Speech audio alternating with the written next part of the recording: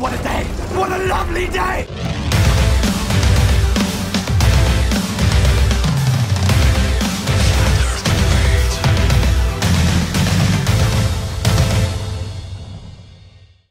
Welcome to Flat Earth Debate Uncut.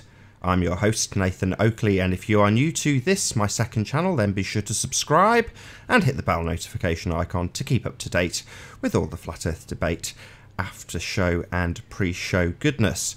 Now, if you're also watching this on the premiere, there is a super chat that runs alongside the show while it's premiering.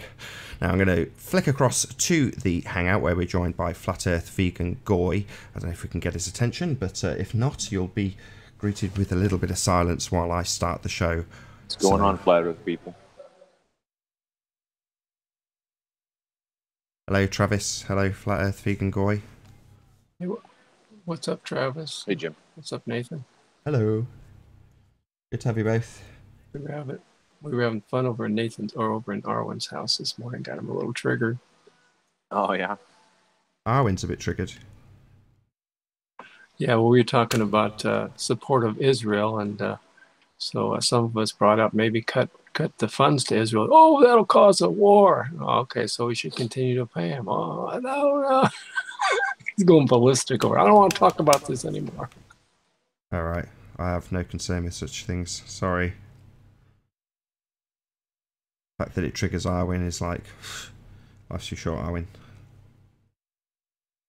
I didn't know Arwen lived in the U.S. I thought he was over in Eastern Europe somewhere. He is. He's not in the US. Oh, okay. I thought I saw European or American outlets in the back. So maybe I didn't. Hey, Anthony, how you doing? What's going on, Tony?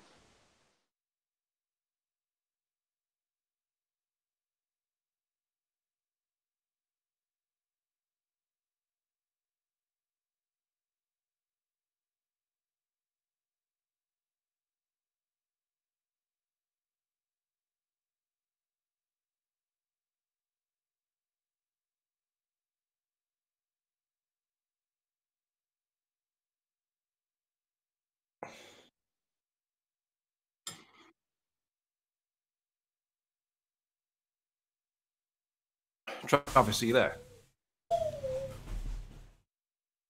Travis? Yep. What's up? Were you in the after show at the end of the second show yesterday? No, I haven't been on the show for the past couple days. Really?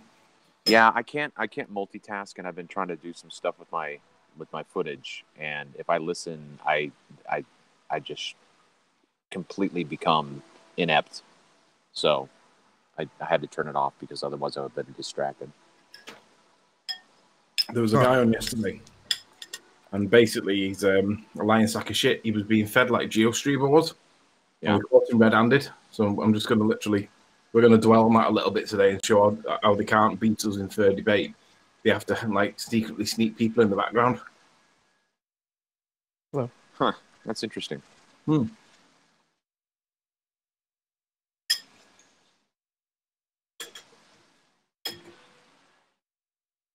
Yeah, I mean, it doesn't matter if you're getting fed the content. The content's not even sustainable, so it's not really a winning debate anyway, in my opinion.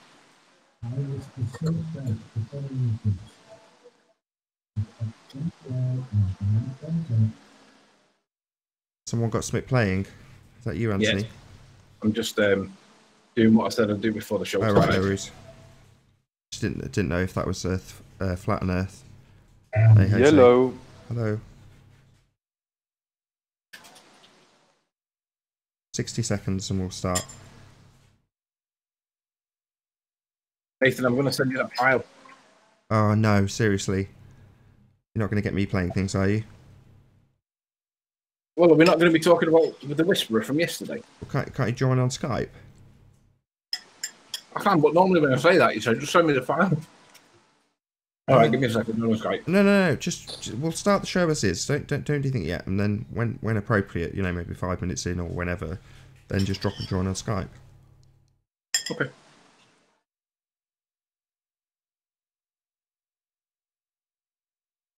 Do any of you actually share the show? To be honest with you, I don't even know what you mean when you say it. I mean, click on the button that says share. That's what I mean. Peeps. Say that again. What's up, chocolate? Morning. Chocolate. Yo.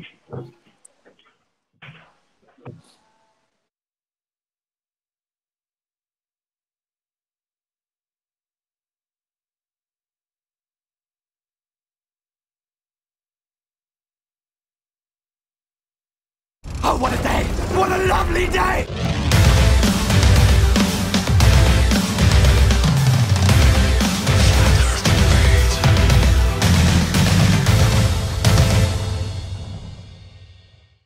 Welcome to Flat Earth Debate. I'm your host, Nathan Oakley, and if you are new to this channel, or you've not done so already, be sure to subscribe and hit the bell notification icon to keep up to date with the Flat Earth Debate.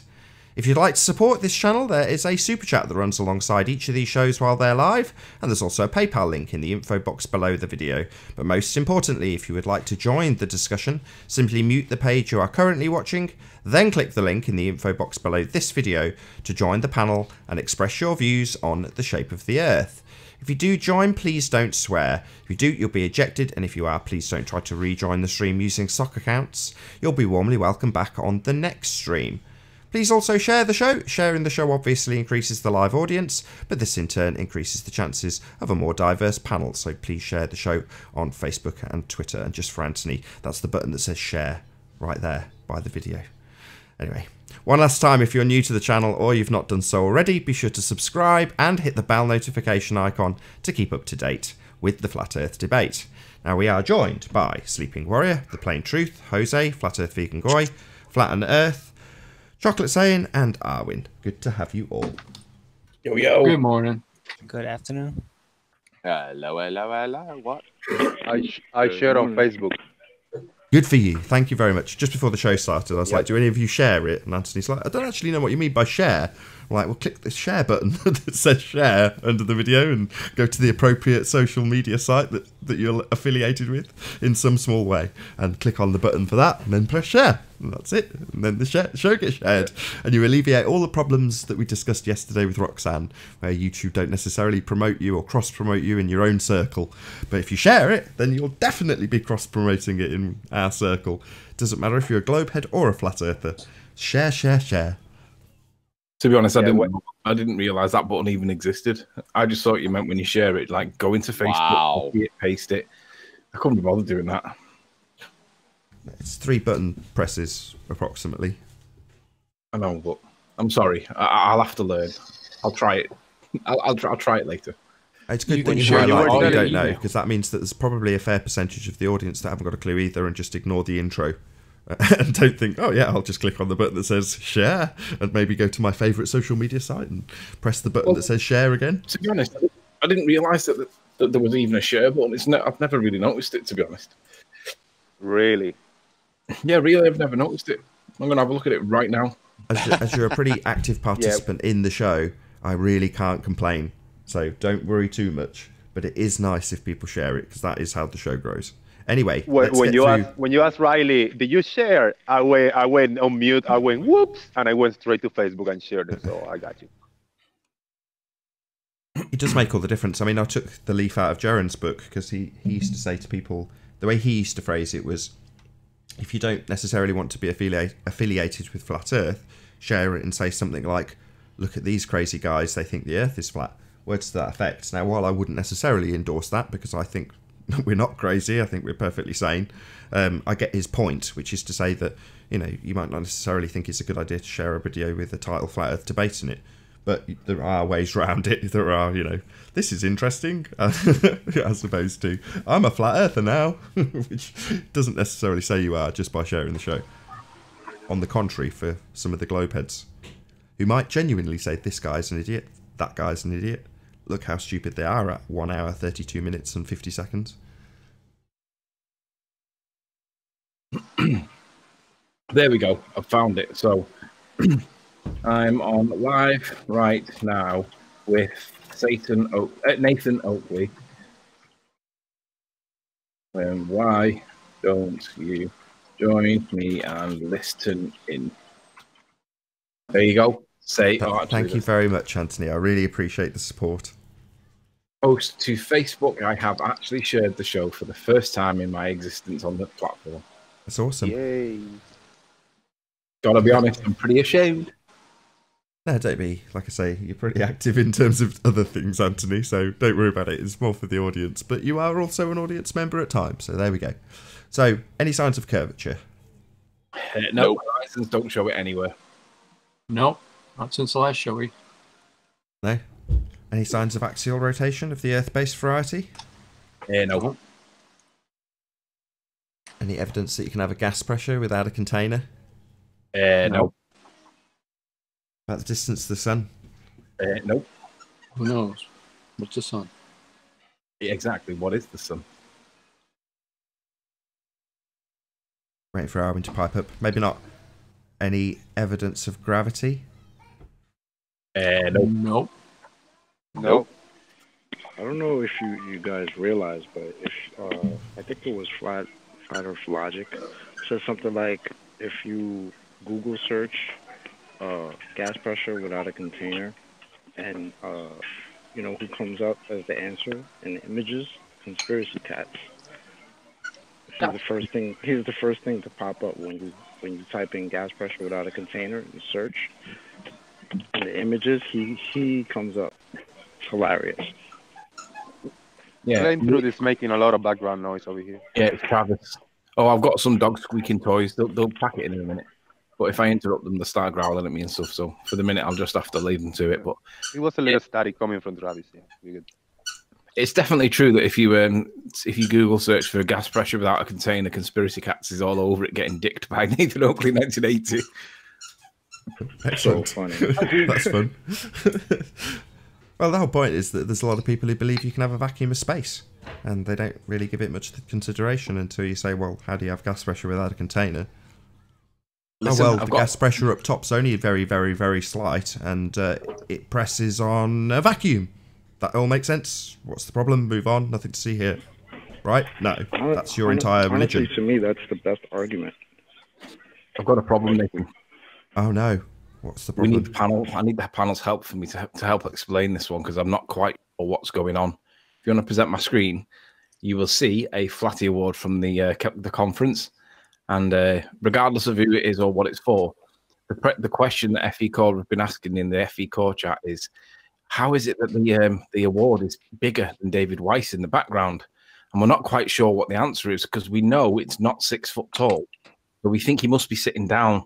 But we think he might actually be standing, and we're a bit stuck. And we were wondering, was it a bendy floor that the thing that the table that it's on, perhaps it's bendy, or maybe it's a bit of refraction and it's being loomed up from behind. Well, hang the table. on. You can't just look at this. This is an actual photograph. What we need to do is draw it, put it into an orthographic orthographic view, remove ourselves from the actual observation completely, and then draw a few assertions based on that. And then go back to the photograph to draw our conclusions about what the photo does actually say. Okay, Maybe draw the oralite in an orthographic view. That will help, maybe. Okay, so let's try it. We'll imagine that our camera's on the side there, right? And we'll imagine that there's another the what do you call it? The trophy is there. And what we'll do is we'll put in a couple of lines of sight. And what we'll do, we'll put in a straight line of sight there. And as you can see, it clearly matches the picture. So actually, it doesn't quite match the picture. We'll have to make it. It must be the case that that's a little bit taller, mustn't it? Because do you know what? I can't explain it. I don't know what to do, Nathan. Just draw a circle on your triangle, and that'll make it a person, you see, and then it'll be about the right height. It must be because the Earth's curved. It must be. That must be what it is. I can't explain it. Therefore, I know. It must be the I've got position. it. I know what we do.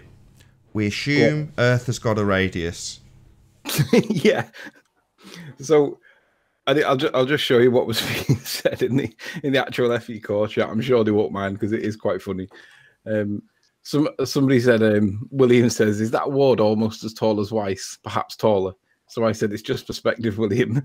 Actually, the floor was curved, Robert says. And I said, was it refraction? And then Mike said, it's legendary super looming perspective enigma refraction.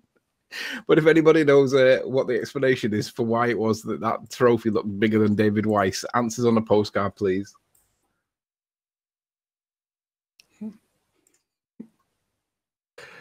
That made me feel good. Right. Maybe the floor has a curve of 10 feet per meter square or something like that. I think we can absolutely assume that's the case, Jose. Yeah, right. Nathan, we had a development in the after show hangout yesterday, did we not? We did, but is there any evidence of a self-perpetuating molten iron core at the centre of a presupposed spherical Earth? Sorry, I thought we were done. No. I'm still looking for that molten iron core at the centre of that presupposed spherical Earth, but so far not so good. We've got the evidence for it, but we're too stupid to understand it, so we won't let us have it. Oh, it's intelligence that is required rather than actual evidence, then. Well, not quite sure where Paul's coming from, but I'd love to see this evidence. It might take me 10 minutes to read through it or pick out the bits and pieces, but, we can do it, so I don't really see the problem, Paul. Can't wait to see the word seismograph or seismology or size, anything to do with seismology in it, because it's bound to be there. And we all know he won't present it. Well, I think we've covered the R value. Basically, let's just say that we will presuppose it or assume it before we do anything. If we ever have any encounters with perspective, we'll just remove ourselves from the observation itself, put ourselves in orthographic view and assume R.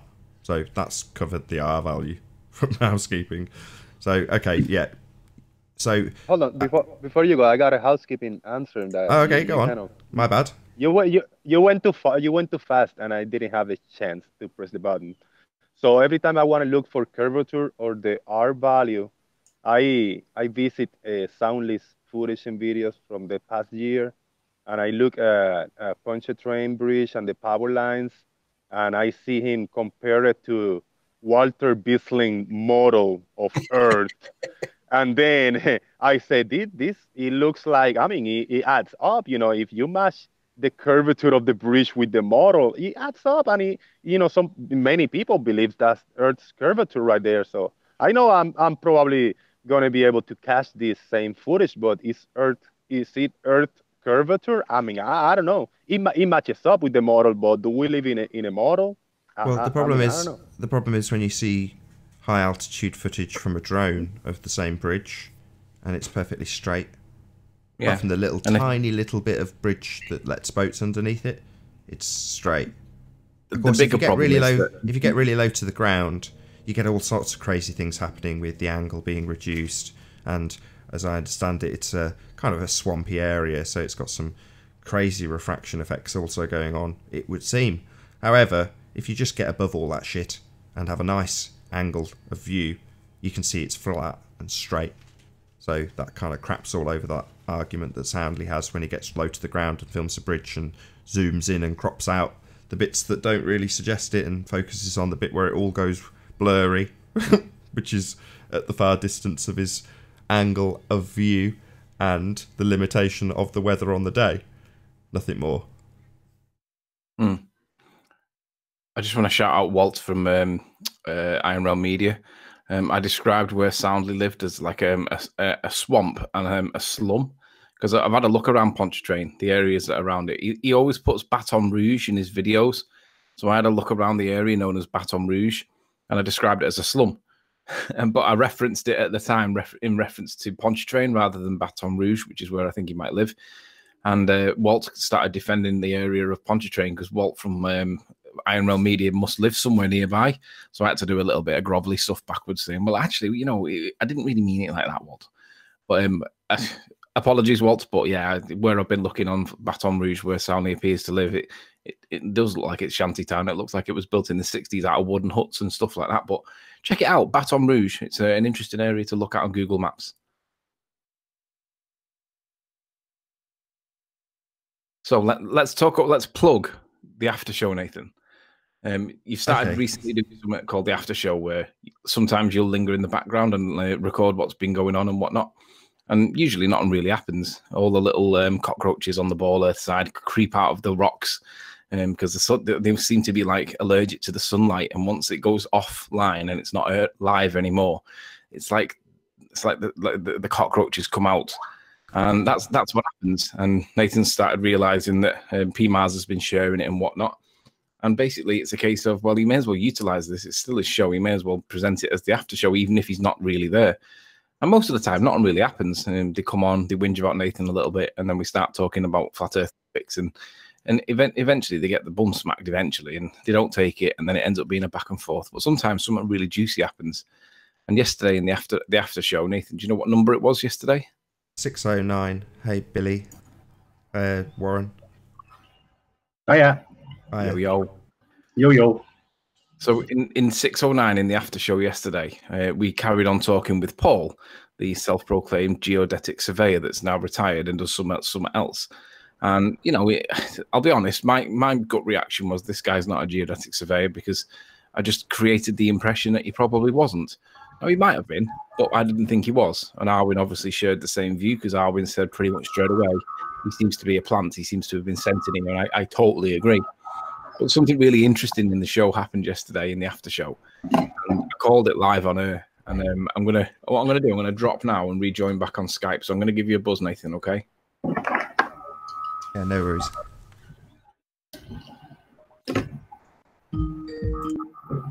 Oops. That's the wrong button then.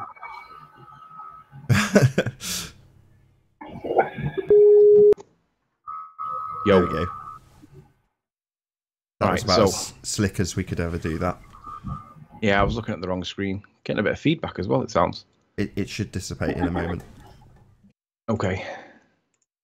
So, share screens and sounds. All right, so basically, we all remember GeoStreamer having a hangout with me on the Molten Iron Core, which he got battered about, by the way. And we all remember that when I went back to it as a result of something that Jimmy, some guy called Jimmy, obviously his real name, came in and started talking about Christine Huygens and a couple of other points that he made, where he read a line that was not there on when he was reading up his definition. He just added this line all by himself, and he got caught out literally red-handed. Well, that made me go back to the hangout in question with GeoStreamer, and I listened to it, and I heard that there was somebody in the background, and it transpires that there was no such hangout that was being played by me, and they never found it after weeks and weeks and weeks. And they still won't accept that Soundly was helping GeoStreamer by way of technology in the background, but we all know that they did it. I'm not going to play the clip because we all remember it pretty well. For those that don't, you can check it on the back catalogue in Nathan's chat. But yesterday afternoon we had Paul in, and like I say, I didn't think that Paul was being a legit kind of person. I thought that Paul was being a little bit sneaky. And in the hangout, we've got a clip that I'm about to play. And basically, I heard what sounded just like the thing that I heard with GeoStreamer and Soundly, and I called it there and then immediately. And then basically we had the back and forth for a bit longer, and I said, look, I'm not really interested until I find out what the facts were. I said, it sounded to me like you were being fed, and we're going to go and look at it, and we're going to see whether or not that's true. So I'm now going to play for you the clip in question, and it's the blue bit in the middle that I've exaggerated again with the volume. I've amplified it. So you're going to hear him opening with a line, then there's a gap, and in the background it's the words "and down," I think it says, and then he repeats what was just said to him immediately afterwards. And basically, we all know that they do it, but they all deny it profusely, and they all pretend as though they are the font of all knowledge. Rhetoric, I'm talking about you. But basically, this is the moment. So listen to what he says, then listen for the gap that I've exaggerated in blue, and then listen to the rest of what he says. And I think the words that he's told are "and down." I will assert that the following occurs. The top comes down and the bottom comes up. So it's "and down" is what he says. If you agree with me that this bit in blue is "and down," then he says the top comes down. That's what he's repeating, and the bottom comes up. You can hear that it's bled through again, just like it did with GeoStreamer. So we'll play it again. I will assert that the following occurs. The top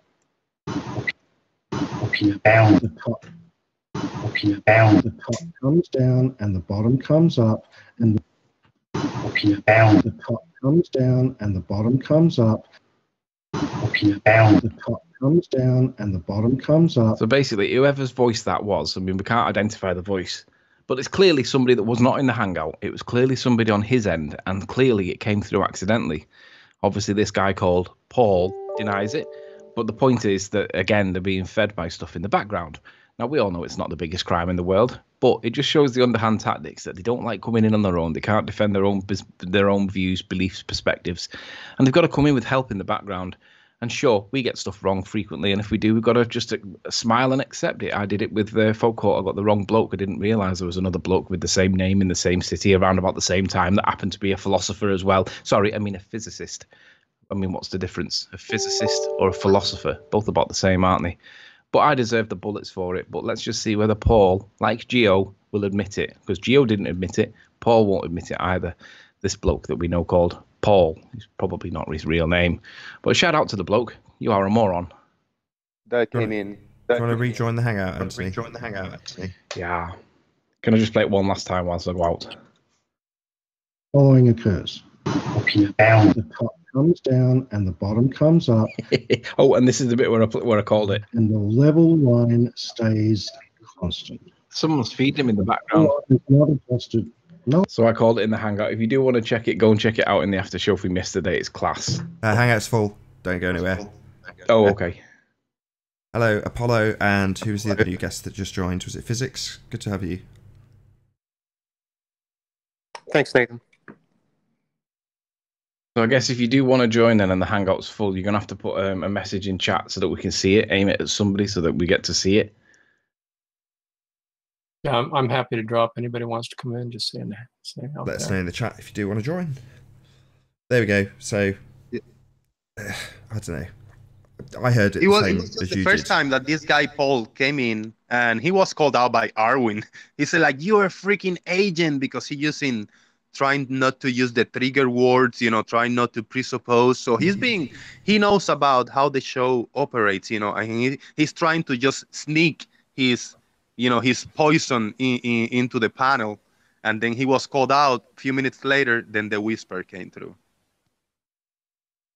Yeah, and let's be honest, I wouldn't agree with Arwin unless I had to, and I can't disagree with him at all. He's bang on the money.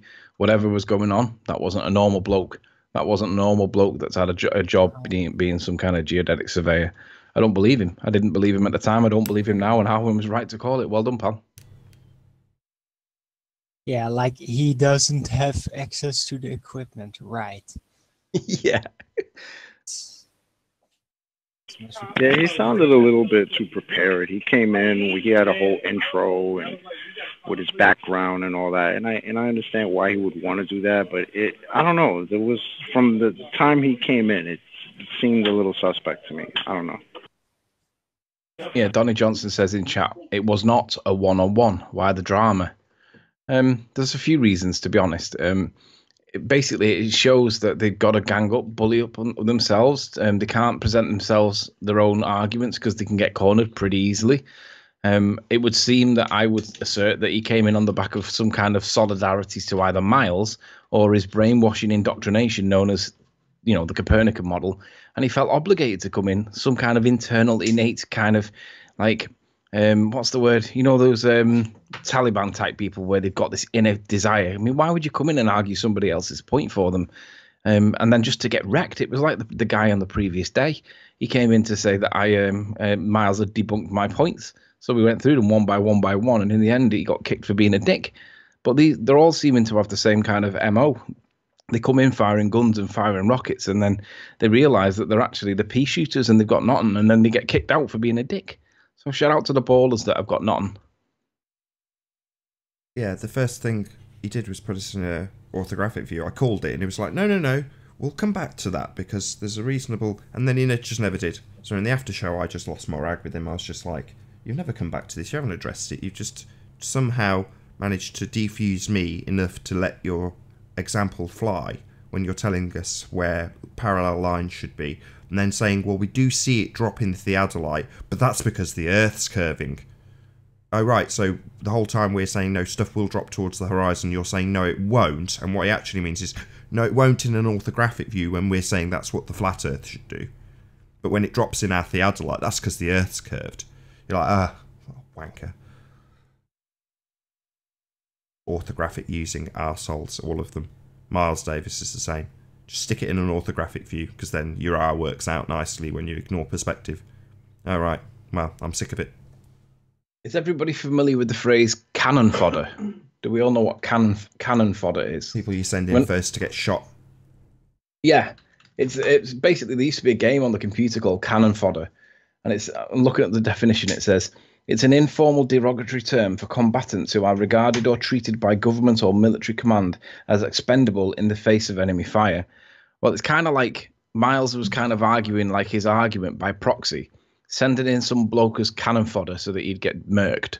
And that's basically what happened. He got murked. But what's interesting is that Miles is able to like benefit from this in the fact that he didn't actually argue these points himself. We can't prove that he was sent in, but nonetheless, Miles is like sat there smirking because he's basically seen our arguments, but without having to argue them himself.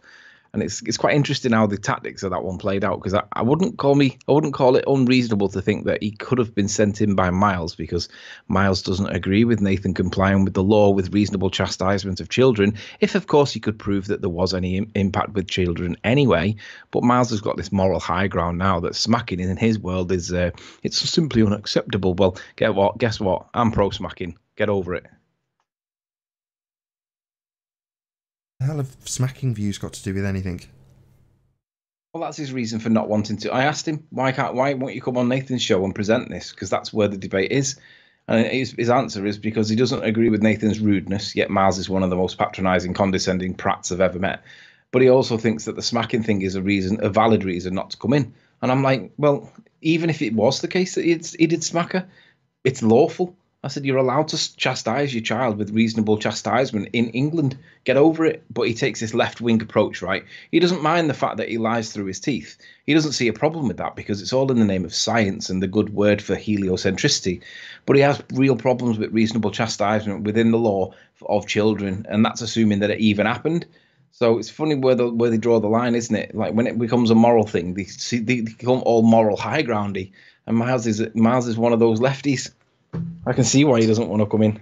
It's not for the reasons he gives. The reason he doesn't want to come in is because he'd have exactly the same thing happen as that Paul guy had happen, which is to say he'd present it in an orthographic view, and I'd immediately rip him a new asshole on the spot, like I did with this guy. You know, that won't happen again with him saying, "Oh no, there's a reasonable reason. We'll come back to that." Oh, okay, seems reasonable. 40 minutes later, have we come back to it? No, he's just used it as this is how it should be on a flat Earth. Look, straight line. It drops because it's a globe. Oh, really? Oh, right. Well, we're asserting that it drops because of perspective, and we're not looking at a perspective view. That's the conversation over. That was the end of his argument. But he just had to obfuscate and argue that, no, this is what we expect. It's the most purest form of maths. It's very complicated. I learnt for a long time at college. Oh, really? Like I care. When you present us a orthographic view of the world that excludes perspective, and then tell us all about how magical your equipment is. I even asked him, what gives us this view? And he zooms in on a theodolite. Just a liar. No, this view is a representation that you have created in a computer to remove us from the observation, and then tell us what's what. And I'm just tired of it. We spotted this, how long ago was show 77, 78? It's like 9 months ago that we spotted this and figured this out during the Isle of Man argument. It's like, we're way past this, Miles. It's pathetic. Yeah. He doesn't want to accept the possibility that that he might not actually have the strongest proof that he thinks he's got. I mean, I'm happy to admit that it's very aesthetically pleasing on the eye. It's a beautiful photograph from a photography point of view. I love the colours. I love the layout of it. It looks really good. But from a claim that it can only be possible on a ball, if that is his argument and that's his strongest proof in his opinion, well, it's interesting, but it actually supports flat, not ball. Oh, by the way, let me address Sly Sparkane whilst we're talking. Ranty and Meekin were on the other day, and they were chatting away about the mathematics that were involved in calculating the angular size. And Sly's done a video recently entitled Ranty Can't Geometry, I think it was. And I watched it from beginning to end to see what the point was. And basically, I'll paraphrase it for the benefit of Adam Meekin and Ranty, and I'm sure they'll correct me if I get this wrong. What Meekin was doing, or what they were doing, was showing that if you calculate the angular size just as a calculation, not as referencing the base that Sly's attacked because he said that it was done wrong, that what they did was calculate the angular size and then showed it in rank order so that you could perceive where the size should be and how the sizes should be. And by doing that, it then doesn't place the baseline as part of the calculation or the demonstration. The baseline simply being used as a reference point, but not as the anchor point. It wasn't subject to the baseline the way that Sly presented it. It was a calculation based on the size that you would expect it to look. And then when you compared it to the picture using the ruler, which wasn't based at the baseline, it was just on screen so you could see the size. It demonstrated perfectly that if it were a sphere, the curvature would put these mountains a lot higher up. And I think that Sly's missed that. So I don't know whether he's genuinely missed it or whether he's deliberately misrepresented it to his own subs to make people think that Ranty and Meekin had done something wrong. No, they hadn't. They hadn't done anything wrong. What they did was they calculated it and then showed the differences in the calculations, regardless of where the baseline should be. And basically, you have to kind of work it out yourself. So don't be pinning the calculations to a baseline that Ranty has used earlier on in the video. Understand that it was to do with prioritizing the ranking of the sizes that are important, and you could clearly see that. Yeah, you could argue over where the baseline might be, but you could clearly see that the sizes are inconsistent with it, and that's the point that was being made. It was not the point that they were anchoring these things to the baseline, and unfortunately, Sly, it doesn't change the position. Our position is maintained because we're not arguing where the baseline is. Yes, you might be. We're arguing that the overall size, wherever the baseline is completely wrong. So it reasserts the position, Sly. So you've missed the point, really. You've focused on a point that wasn't being made, and you've emphasized it as though it's a mistake. But actually, it doesn't change the original point. The original point is the angular sizes don't support the sphere Earth, which was the point that was being made. Do you want to join the panel? There's a gap now. Yeah. Sorry. So just to round that out, yeah, while you're inside the begging the question fallacy. So what compared to what? Where the mountain should be compared to what? Well, they're saying they should or shouldn't be somewhere based on a model, based on a begging the question, proof of nothing, perspective hijacking, curve calculation. That's what they're basing what should or should not be seen. And it's utter nonsense. So again, this kind of crap gets dealt with very quickly here. This is why these people don't want to come here, because we will immediately point out, oh, what are you saying? The hill should be where? Because what, sorry? Because your model says it should be there. Oh, right. Why would we ever trust your model and what it says? We don't beg the question here. We don't assume that your model's automatically correct and where it says these hills should or should not be is correct and therefore the photo's wrong. It's just nonsense. Just addressing Rumpus in chat, he says, Ranty and Meekin were clueless. They didn't understand that you needed to calculate the size above eye level. Riley, you are an utter moron. Miles's picture is impossible on a flat Earth. No, Rumpus, you don't understand what perspective actually is. I'll just say it again for you, Rumpus, and only you. So for everybody else, just bear with me while I just talk to Rumpus. The calculation was of the overall size. If you can't work out where that size is meant to sit on the ruler, Rumpus, that's your problem. But we showed that the sizes are completely wrong, and if it was curved, we would need to see far more of that mountain than what we actually did. And you can't get past that. It literally is that black and white. If you don't understand it, you need to go back to school, because everybody else gets it. That rank order scale and perspective thing, we understand that Miles's position is not possible on a sphere because the mountain should basically be behind the curve of the Earth. Not totally, but most of it. And that's not what's being shown. So if Rumpus, you can't understand the angular size reduction, Rumpus tough. Everybody else does. Go away. Design a website that represents it in orthographic view and tell everybody how we're wrong. Go on. You're predictable as it gets. Go and represent it in an orthographic view, Rumpus, and tell us how we can look at the photo and work out what the angular sizes are, then go back to the begging the question, proof of nothing, perspective hijacking, curve calculation of your own that's exactly the same. Right, Rumpus? Yeah, let's just correct him again there. The spherical model matches reality. Miles's pictures are impossible on a flat Earth. No, Rumpus, you don't understand perspective. So anybody that's seeing your comments right now is going to be misled by a moron. Perspective means things get smaller. But if we live on a ball, things get smaller and fall behind the curve. And that angular size is what proves it. You don't understand it, but you're pushing your narrative anyway, aren't you, Rumpus? Disgusting.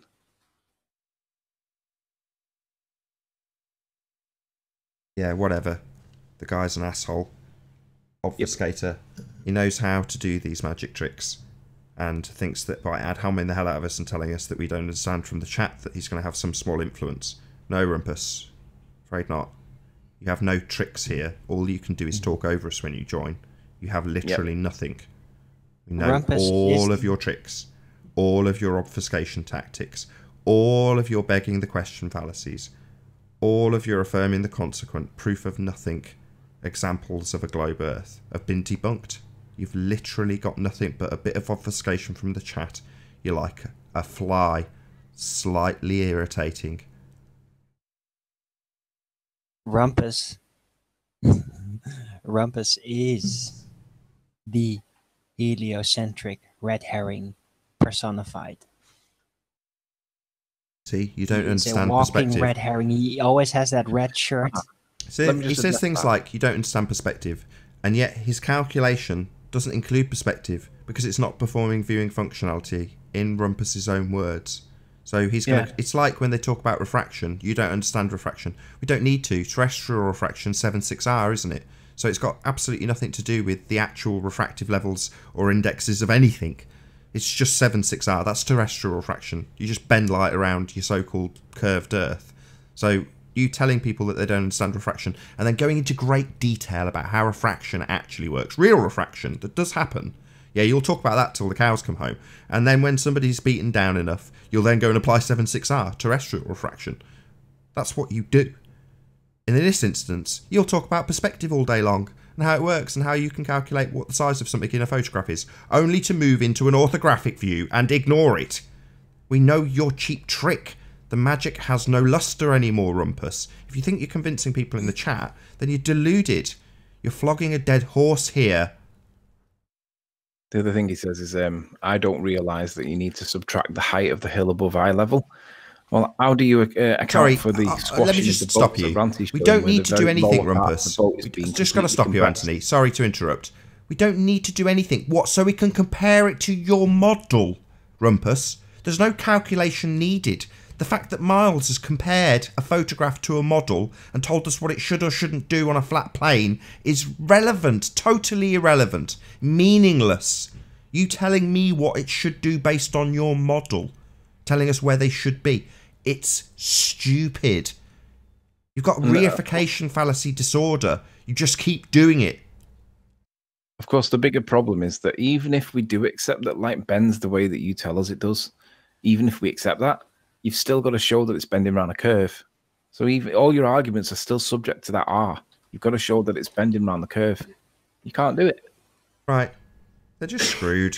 All he's got is to buzz around the chat, trying to leave anybody that might have a little bit of doubt to think, oh yeah, they're wrong. I'll just buy that. That's the easiest route for my cognitive dissonance to settle down and say everything's cool because Rumpus says we're wrong. Well, Rumpus is a moron, and we've taken him to pieces on countless occasions. His contradictions get highlighted regularly. We take out plenty of little short clips of where Rumpus has completely contradicted himself, lied, misled. Rumpus. Oh yeah. Let me remind people of what he tried to do mathematically with the definition of neutral buoyancy. Neutral buoyancy just states it's the object's density is equal to the density of the medium it's in. It doesn't talk about anything else. That's all it says. But then he added little g. And the minute I pointed that out, he started demanding that it was true. Well, it's not in the definition, is it? Misrepresented the mathematics. It doesn't involve little g, but he needs it to be there. So he has to put it in there because that's his sleight of hand. And we just call it lies. But he demands it's in. Liar. Yeah, same with Cavendish. He'll present a complex mathematical hypothesis and then say science over and over again. It's pathetic. Doesn't matter how many times it gets pulled to pieces. He'll bring up his mathematical formula and say it's a complex hypothesis. Well, he'll dance around that actual term because he wants it to just be a hypothesis for his proof of nothing. Balls in a shed.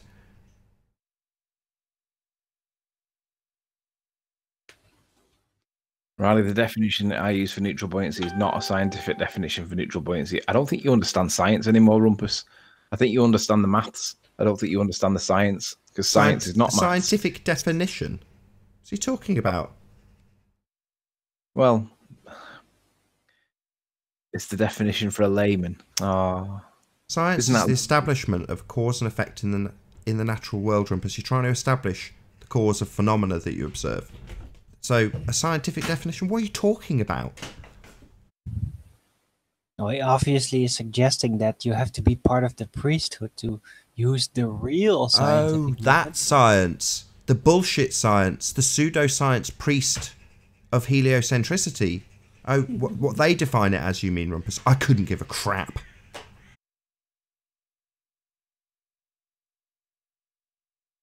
Anyway, I think we've established that Rumpus is the utter moron. Doesn't understand what science is. Understands the maths. Doesn't understand what actual science is. He'll push the pseudoscience narrative all day. He says science is more than determining cause and effect. Oh, really? So you do understand what science is, right? Yeah, it establishes cause and effect. That's what you're doing. You're observing natural phenomena and trying to figure out what causes it. That's what you're doing. That's what science is. That's where it starts. More means name tags with white coats can assert things, like define things and call it science. Nah. It means that you can mix up maths and science and claim that that proves things when you can only demonstrate a correlation, a likelihood. Nah, that's not science either. What an idiot. The problem is science can be very extensive, but every piece of it has to be scientifically proven. That's how you can build a more complex hypothesis, basically. Check it out. It says determining the size of an electron. That's not science, Rumpus. That's measuring something. That's maths. You complete bonehead. Oh, God, he cracks me up. He is good for a laugh, though. I'll give him that. Still a that's fool. measuring things. That's maths. The problem is, as funny or good for a laugh as he may be, he presents things in a way that people believe is actually true. And that's deception. But people believe it. And that's the bigger problem.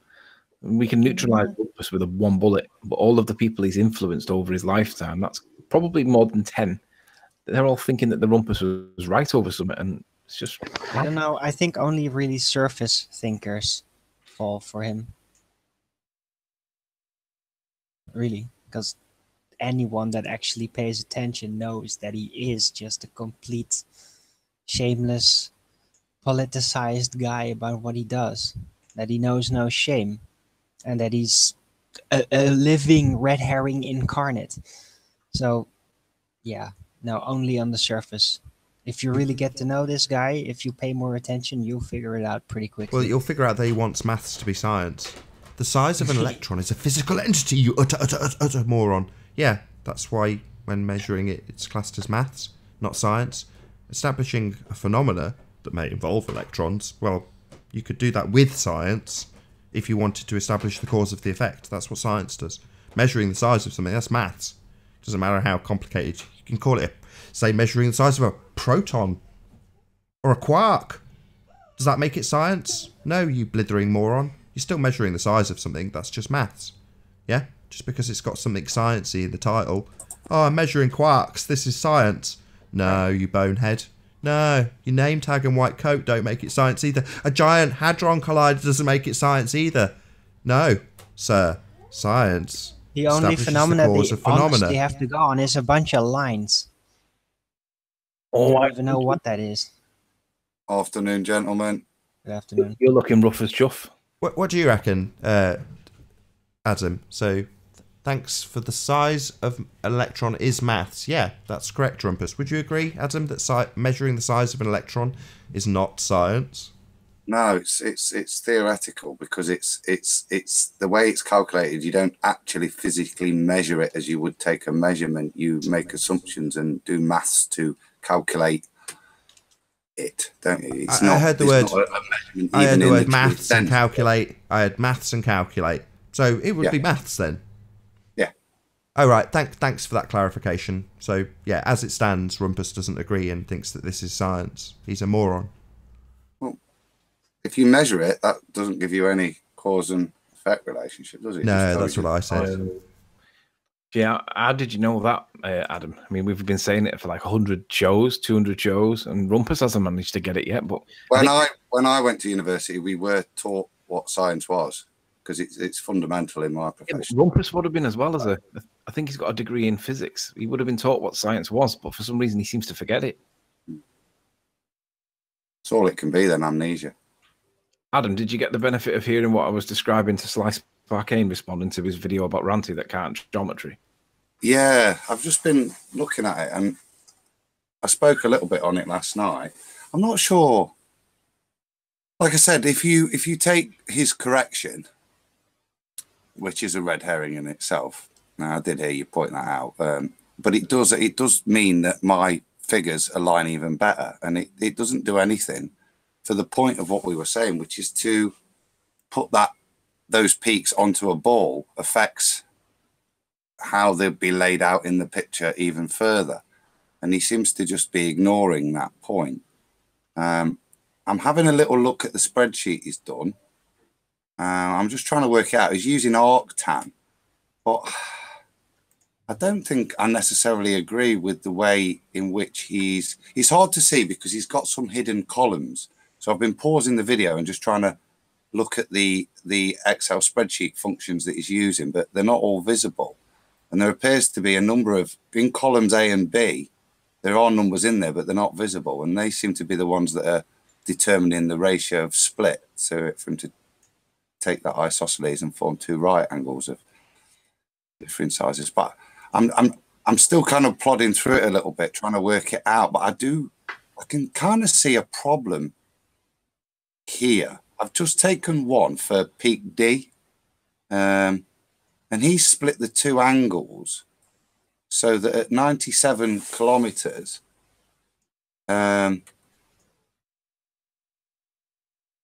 he's got 210 below eye level and 330 above, and that might work out if the picture was 100% in line, but it isn't. He admitted that himself. He thought that Miles was about 5 meters lower than what he claimed.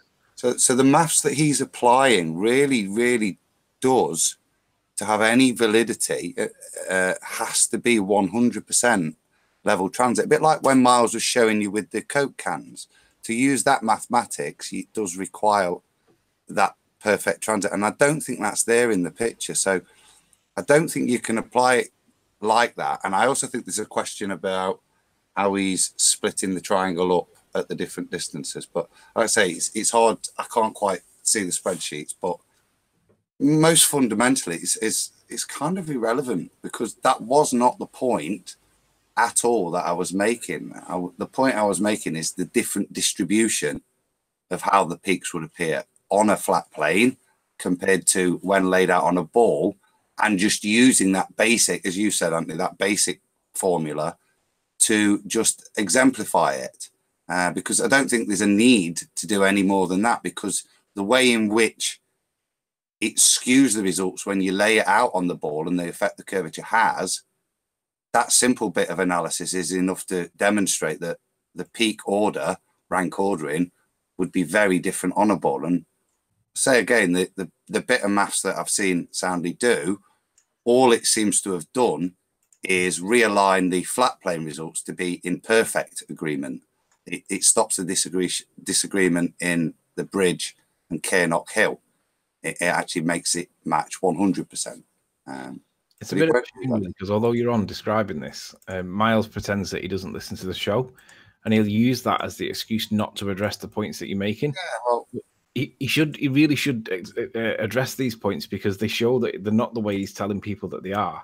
And then you got stupid people like the Rumpus in chat telling people that Miles's observation is impossible on a flat plane, and it's like you're misrepresenting what's going on there, Rumpus, and people seem to believe you. Well, that's stupid on them, but it's not acceptable. You've got to prove the claim, and we can't even establish with certainty where he is because he didn't take the GPS coordinates, and that's the one thing that he shouts and shouts and shouts at with me when I didn't do the Isle of Man stuff because the GPS coordinates weren't on it or whatever. So it might not have been him; it would have been other people. But my point remains that we can't establish that he actually took the pictures where he says he did. Yeah, he's got them on a tripod showing that what looks like he's doing it, but it doesn't mean he actually did it then. So it's trouble mathematically, Anthony, with that, isn't it? It goes back to the old basic curve calculator thing and the fact that you're on top of a ball. And for him to apply the level transit argument is absolutely fine. Okay, but what you have to remember with that is what that does is it calculates the angle down, because you're not getting a straight line perpendicular to you sat on top of the ball. You are having to slightly angle the camera down if you were on a ball.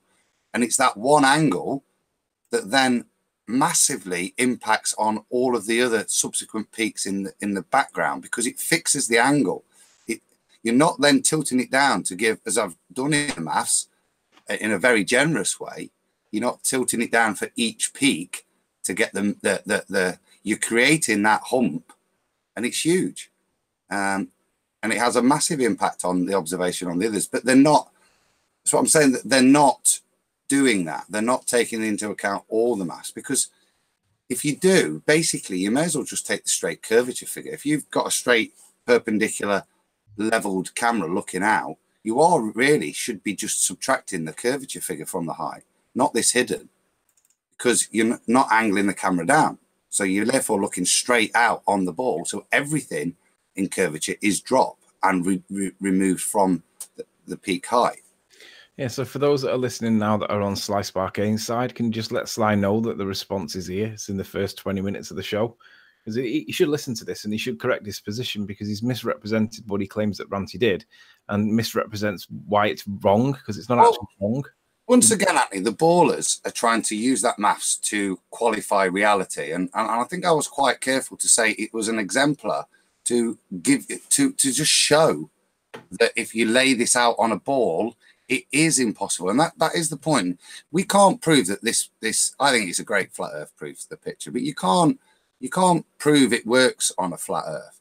But what you can demonstrate with the picture and the maths is that it does not work on a ball. That's the one thing you can demonstrate with it with some certainty, I think, that it does not work on a ball. I think the bit that people forget is that they look to the people like Sly and Rumpus because they are degrees or whatever with maths or physics or whatever the backgrounds may be. But they don't realize that people in flat earth are also equally as qualified. And myself only, I went beyond what Rumpus's level of education is, yet he calls me the moron every second day. And it's like, well, who's the one? I might not be skilled in the art that you are in terms of the physics, but I do realize that mathematics is not proof of causation for anything. Never has been, never will be, but he still calls me a moron for it. Makes you wonder where his real world application of his skills comes from, because it's certainly not the real world. And with that, I'm going to say first and foremost, a huge, massive, enormous thank you to all of the debating panel for making this debate possible. And of course, a massive thank you to all of the live audience for tuning in and hopefully sharing this debate. If you hated the show, then you know exactly what to do. But if you liked it, maybe consider sharing it with a friend or subscribing if you have not done so already. I've been Nathan Oakley, and I will see you all in the next video. Oh, what a day! What a lovely day!